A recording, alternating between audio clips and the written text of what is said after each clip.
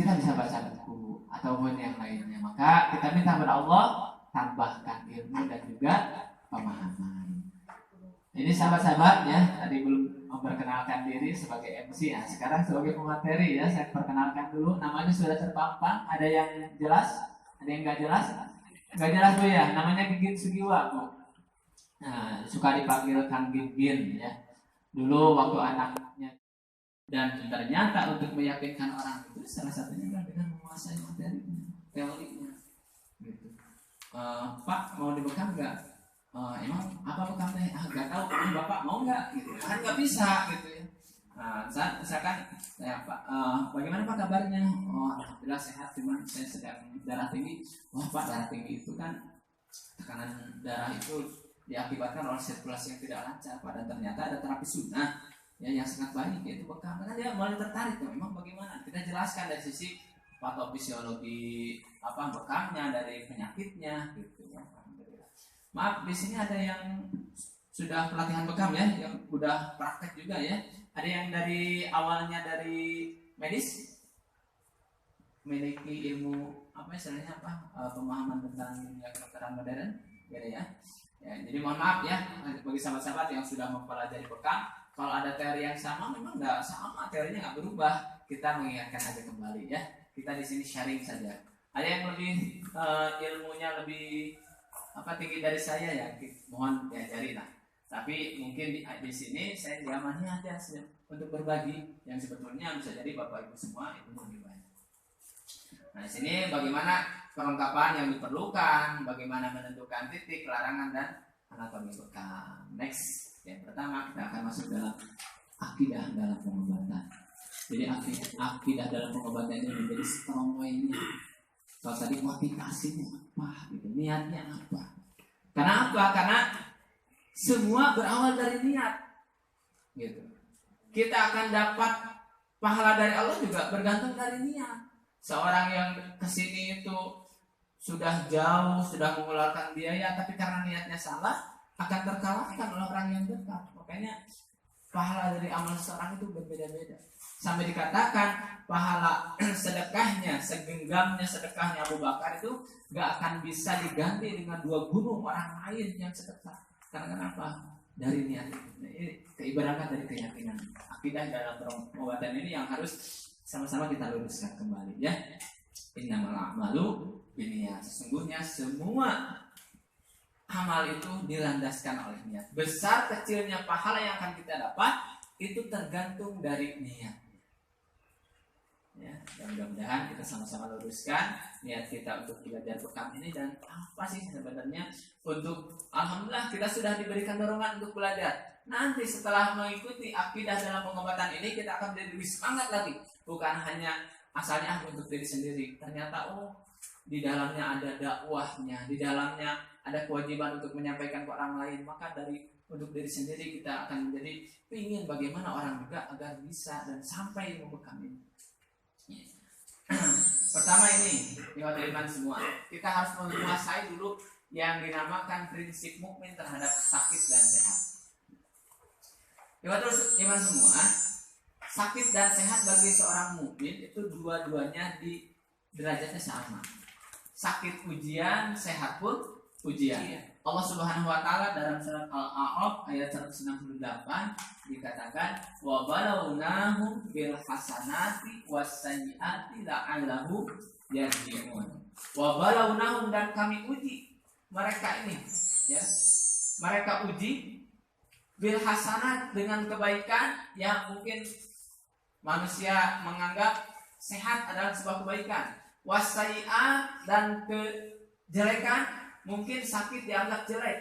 Apa fungsinya? La'allahum yarji'un, supaya mereka kembali kepada Allah Subhanahu wa taala. Maka dengan hakikat seperti ini, dua-duanya memiliki kelas ujian masing-masing. Yang sehat sedang diuji dengan sehatnya, yang sakit sedang diuji dengan sakitnya. Jadi musibah itu bukan hanya ujian. Aduh, saya kena musibah apa? Sehat padahal. Ya, jarang kan orang itu sama musibah. Ketika Anda dengan kesehatan itu bisa taat beribadah kepada Allah, maka lulus.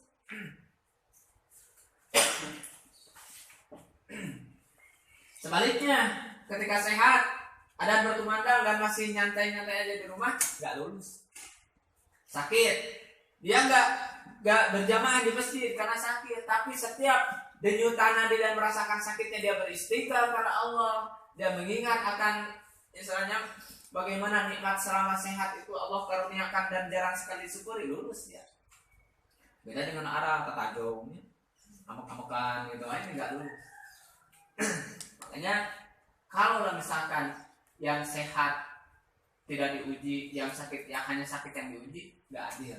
Keadilan Allah dua-duanya adalah ujian, dan dua-duanya ini akan menimpa pada kita.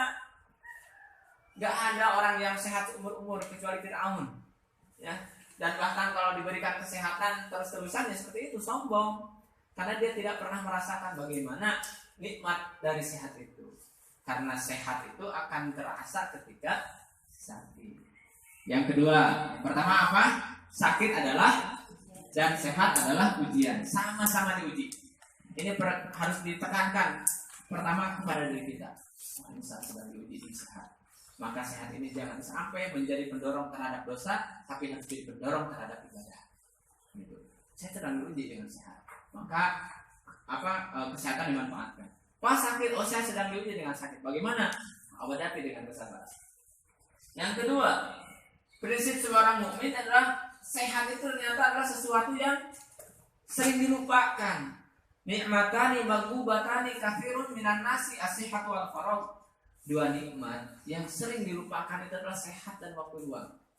Kadang-kadang bingung mau ngerjain apa ya, bingung mau apa ya gitu. Ini padahal banyak pekerjaan-pekerjaan yang lain yang bermanfaat.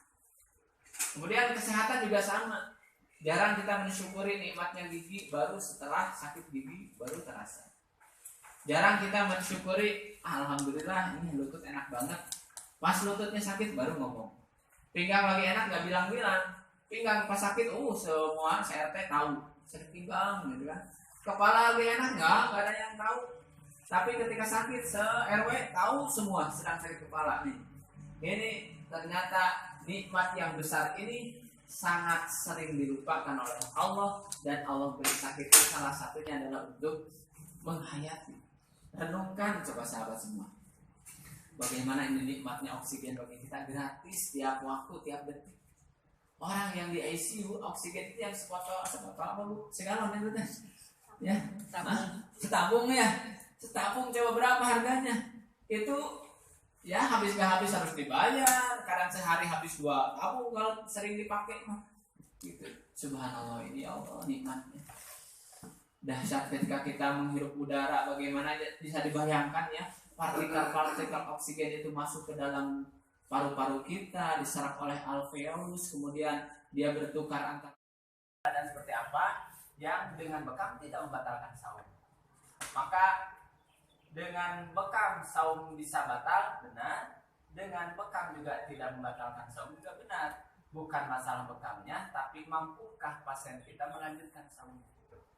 Yang kedua, mengenai upah bekam, disebutkan sebagai syarul kasbi, sejelek-jeleknya profesi, ya, disamakan dengan apa? Profesi pelacur, dan juga harga samanul kalbi, harga jual beli dari buat kambing mas, kalbi itu anjing yang gogok gitu ya. Tapi di sisi yang lain Rasulullah SAW begitu memuji tukang bekam, dan beliau juga memberikan upahnya. Kalaulah itu jelek pasti akan dilarang semuanya. Maka itu kembali lagi yang pertama dilihat dari sisi niatnya. Ketika jangankan ini berarti nanti umum hadisnya. Apapun terapinya, profesinya, ketabiban, ketika niatnya adalah materi, itu menjadi syarul kasbi. Dia akan melayani orang yang berduit dan tidak mau melayani yang dengan SKTM. Wah, tidak bisa katanya. Itu syarul kasbi. Jadi jangankan kamu dokter juga sama, syarul kasbi. Kalau niatnya itu mencari upah. Maka kita niatkan untuk ibadah dan nolong orang. Maka sekarang ketika sudah bekam enak, terima kasih Pak. Kita ya udah pulang Pak, jangan nunggu. Terima kasih Pak, udah Jakarta Pak.